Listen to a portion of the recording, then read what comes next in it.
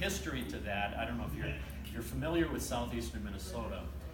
There's some very, very challenging, especially along the river, there's some very, very challenging geography in that area. So while we serve probably 85% of the population in Winona County with high-speed broadband, 100 meg to gigabit services on our wired areas. There are a lot of pockets of 50 homes here, or 75 homes here in these little coulees or whatever the heck they're called along the bluffs, and where you've got 400-foot bluffs on both sides. There's no wireless service, there's no cell signal.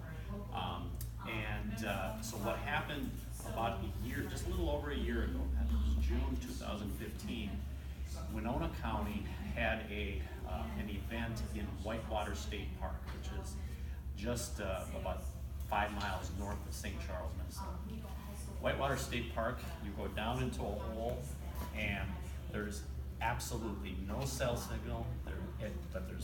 It's one of the nicest parks in all of the state, but there's no cell signal there. There's no broadband service, but not only is there a state park, but there's also the town of Elba, and there's a number of people who live kind of in the Whitewater Valley. So none of them have service. So they called together there were some legislators, there were service providers, there were residents, and the Winona County Economic Development Group kind of chaired the meeting. And out of that meeting came the real need for broadband in that area. There were Mayo doctors, there were people who were realtors, there were a lot of professional people that said they just can't live without broadband connectivity. Some of them have offices in town because they can't get access. And of course, some of them have school children. So we came out of that meeting and said, we will do a stopgap measure first. And we brought some broadband wireless in and gave them 30 or 40 meg of broadband wireless in the area. In the meantime, the state broadband grants came out in August or so of last year. And we worked with Winona County to apply for that. So we're strong believers in working with the counties. We didn't apply for this by ourselves. We were with Winona County. They actually did the application. We were the primary on that project.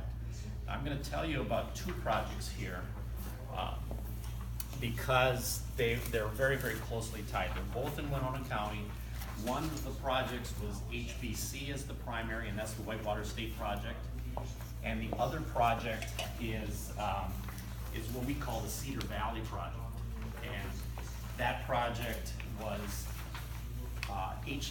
Winona County as the primary and HBC as the partner. So we did 2 projects, one with HBC as the primary, the Whitewater project, and one with Winona County as the primary. So in the Whitewater project, and you can kind of see that here, that's this area right over here. It's very rural. We went from Rolling Stone, Minnesota, which is one of the edges of our HBC's fiber network today, and ran fiber from Rolling Stone through Altura down to the Whitewater State Park area and up to Elba. That project had, and I want to make sure I get these numbers right, but that project was a $773,000 project, all total, and it will serve 260 homes. Because we routed through Altura, it's also going to serve probably another 250 homes because we ended up building out Altura ourselves. And so the whole project ends up serving over 500 homes when it's all said and done. HBC put up the match for this, which ended up being $527,000. So $247,000 of this came from the grant.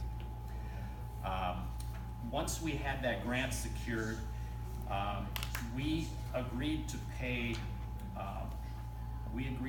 the one-time cost for the monthly rate to be connected.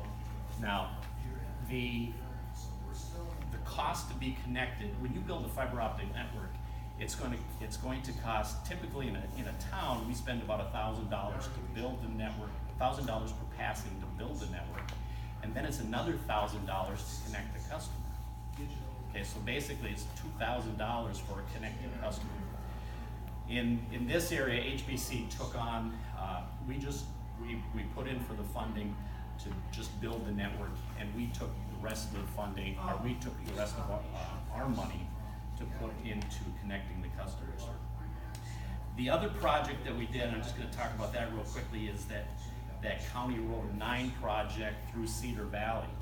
That's an area that it's just a long road, it's got bluffs on both sides, and again, absolutely no service.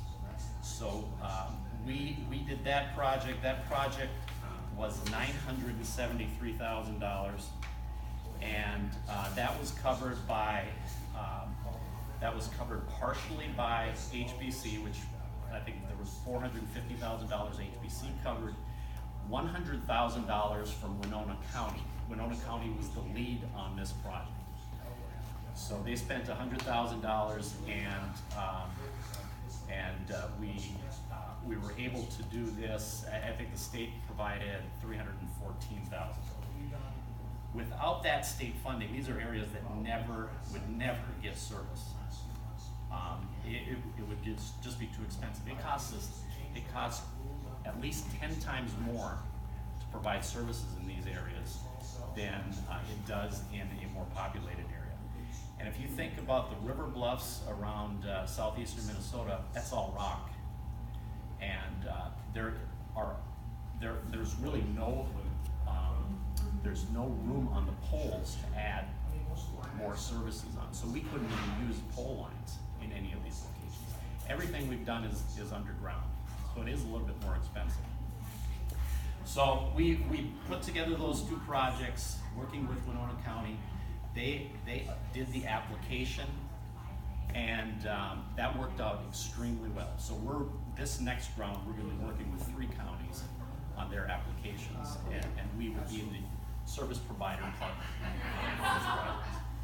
We are currently connecting customers in both of those areas, and so the project has gone through very well without any problems, other than the Whitewater State Park area. There were some DNR problems with federal DNR permits. State DNR permits were no problem. Federal DNR permits take a long time to get those things through. It took over 6 months